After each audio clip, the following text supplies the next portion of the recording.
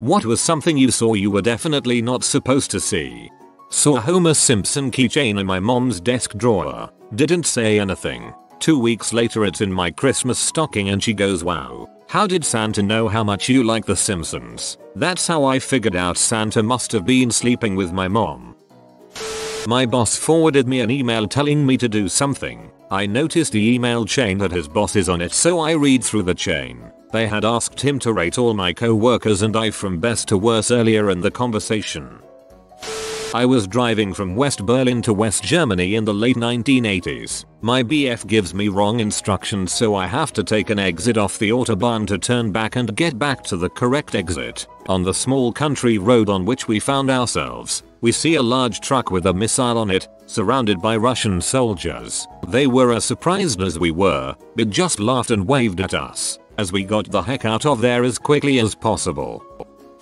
I found my dad's will. I was on his computer while he was at work. Actually, I am searching for his P and ended up finding a strangely titled Word document. At first it didn't seem like a big deal. It contained a note to each of his kids. It wasn't until I got to the last one, my youngest brother, that I realized it wasn't just a will. The start of that line reads something along the lines of, "If anything is going to make me change my mind now, it's writing this part." I realized I had found my dad's suicide note. I was about 14 or 15 at the time and I had no idea how to go about talking to him about it. I decided to just keep it to myself. He started buying us gifts and stuff and I would get really scared and I still just kept it to myself. I remember one day on the weekend I woke up in my bed to a loud bang coming from my dad's room. I laid there in bed for probably half an hour frozen. Once I worked up the strength I went to his room and opened the door. He wasn't in the bedroom. I was so confused until I saw that the bedroom window was open. What had happened is that there was a gust and the wind had slammed the door shut, but my paranoid brain had heard a gunshot. After that I was laughing hysterically and I don't have much memory of the day past that. Shortly after this incident my dad had returned most of the gifts he bought us kids and I slowly started to believe that he had changed his mind. I never confronted him about it until last year, about 14 years or so later. But I never fully accepted that he was okay now. I called him distraught about a separate matter and he started talking to me about depression. He told me on his own about he had considered taking his life and went into detail about it, and all I could do was cry and tell him I know. We talked a lot longer after that and we were finally able to put it all to rest. When I was 8 or so, my old nanny babysitter, choose which you prefer, was showing me a video of her time with her boyfriend in Paris. After it blacks out for a few seconds, it then suddenly cuts to her lying on her hotel bed completely naked, legs spread, telling her boyfriend to come get it. She jumped out of her seat, tried to cover my eyes and told me to never tell anyone. I have now told potentially thousands of random strangers. Thanks. Growing up with my little brother and single mom, we never had a lot, but she made sure we always had a safe and decent place to live and there was always food on the table. She never really ate much. I remember dinners of baked chicken, beef stew, salmon. It was a lot cheaper a million years ago. Good food, nothing terribly extravagant, but always nutritious, yet she barely ever ate. When I was 10 I saw her eating PB&J on crackers in her room after dinner. That's when I realized there was never enough food for all three of us. She would cook what we had for my brother and I, and she would eat the bare minimum, always out of sight, so that my brother and I wouldn't worry about the actual level of poverty we were at. I never asked for another material thing from her after that night. I was helping mother-in-law cleaning out her closet. All was jokes and laughter until I pull out an opened massive adult toy. We were both paralyzed for a moment before she slowly took it out of my hands and mumbled something about the toy not being what she thought it would be like and that she ordered it online. She then backed out of the room and threw it in a cupboard. We then proceeded to clean the rest of the closet. I desperately wanted to tell my significant other about this awkward event but decided to spare him. My mother-in-law passed away suddenly a few years back and I ended up being the one to go through her things for donations because my husband and sister-in-law were too emotional. I found 2 whole drawers of sex toys and homemade pee that went straight into a trash bag and into the dumpster. Never told my husband. When I was in college I worked at an arcade mini-golf joint that seemed to give zero fricks about actually making money, but was never in any kind of financial trouble. When I got hired, the owner literally said I pay minimum wage and I expect to get minimum work for it. I worked the front counter and collected money for the mini-golf and sold cups of coins, or you could just use the coin changer. The till was completely busted and would be off by $50 or more in either direction no matter what you did. I realized very quickly that I could just pretend to ring up golf fees and cups of tokens and pocket the cash. So I'd pocket $30.40 every shift, and nobody seemed to give a crap. One of the assistant managers let me take a break 20 minutes after I'd just taken a break because some of my friends had shown up and wanted to smoke a bowl with me. He was like, "That is totally more important than your job." It was awesome. Then one day I walked into the owner's office while his secretary was recording figures in the ledger. I can read upside down pretty well and it was very obvious that the figures she was recording had nothing to do with the business we were doing. We sold maybe $60 of golf fees a night and maybe $100 in coin cups, but she was recording $600 and $1,000 for each. I commented on the discrepancy and quipped about how someone would think we were in the laundry business and she got really squilly and told me to leave the office. The next day the owner called me into his office and we had a very circumspect conversation about how much I was enjoying working there and enjoying the perks of the job. And I very much got the sense that he was trying to decide if I was going to tell anyone anything. Apparently he decided I wasn't, and I wasn't, and so I kept working there. About a year later the owner was arrested for money laundering and we all got fired. Still the best job I ever had. The mob is an A+ employer. Would work in fake business again. You stole from the mob and lived to speak about it. Do an AMA. I used to do a little work after school at a local comic shop. One day after school I was bagging comics when the owner's buddy came in. "Look at these." Came out great. He had a stack of glossy amateur P featuring the shop owner, his buddy, and the owner's wife freaking. He laid them out all over the counter and they started pouring through the stack excitedly. From what I could see it looked like the three of them enjoyed one another's company equally and vigorously. Then they noticed I was there. I got sent home early with a stack of free comics. At first I thought they were just super chill and open about this whole thing. Like I imagined it was 10 AM and you were helping a customer find some Code Geass manga and they just wanted everyone to check out their work.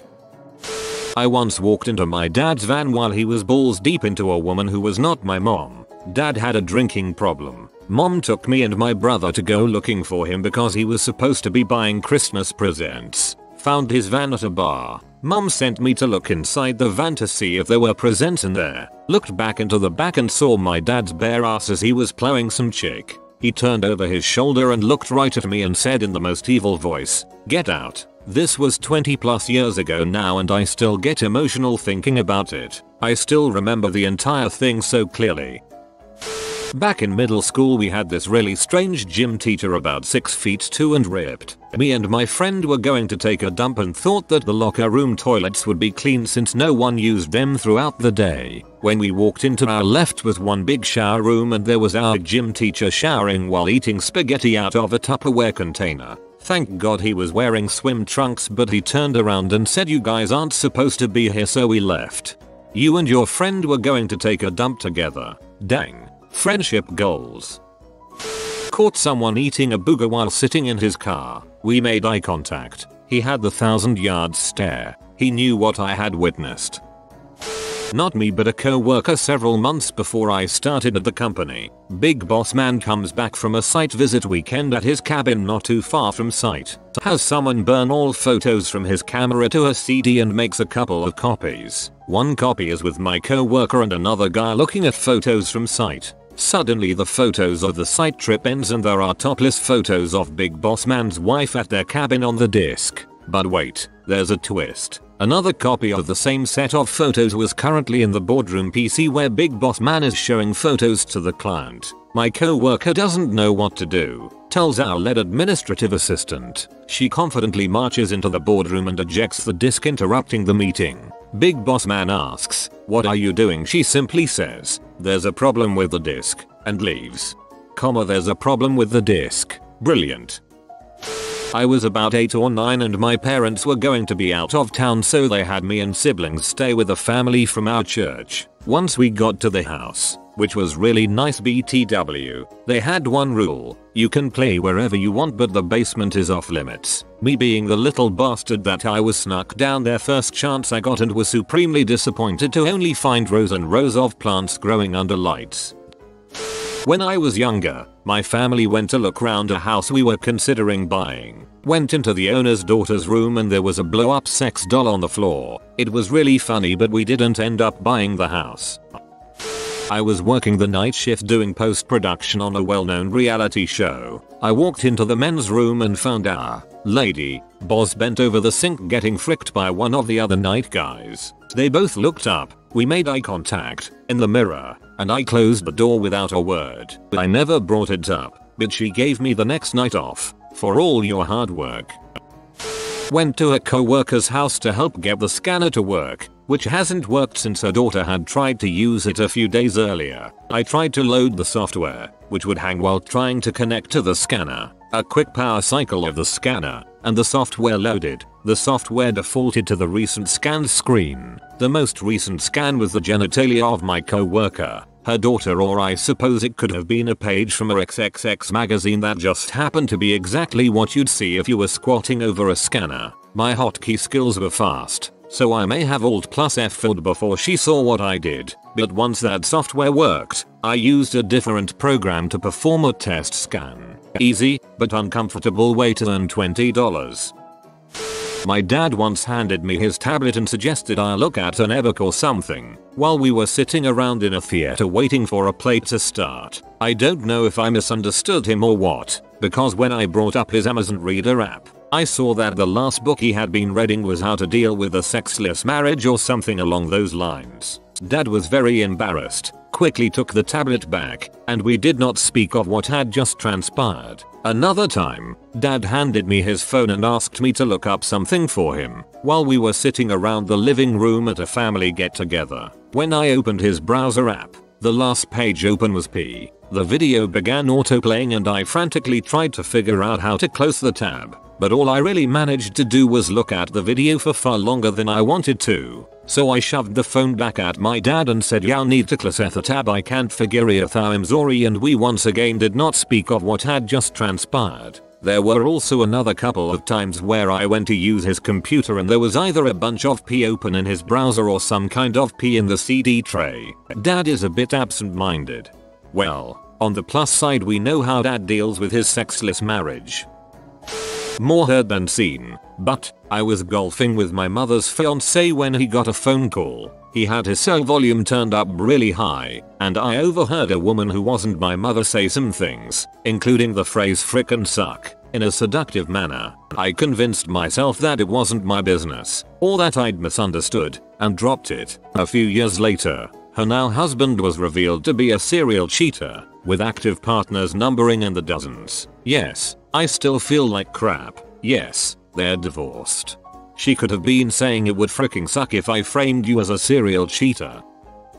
Alright, here it goes. I was in the 7th grade, so I was almost 12. I woke up in the middle of the night and I heard my mom screaming. I jump up and get ready to defend my mom. I open up my parents' bedroom door and my mom was definitely not in trouble. My dad was taking her from the behind. I didn't understand it at the time, but I wanted to get out of there before they noticed me. However, I fainted instead. That, my friends, is something I was definitely not supposed to see. Forever scarred. I'm 25 now and my dad still likes to bring it up at Christmas dinner. Your father is a strange man. My daughter walked in on my wife and I once when she was about 10. I have not ever mentioned it to her, and we double checked to be certain the door is locked. Now, too. If you see this image while scrolling, you have been visited by the fat beagle of cozies. Comfy beds and good rests will come to you, but only if you post "Stay Plum MR Beagle." If you are new to the channel, you can subscribe. I publish new videos every day. Until then, check another video, or don't. Either way, have a great day, you magnificent people.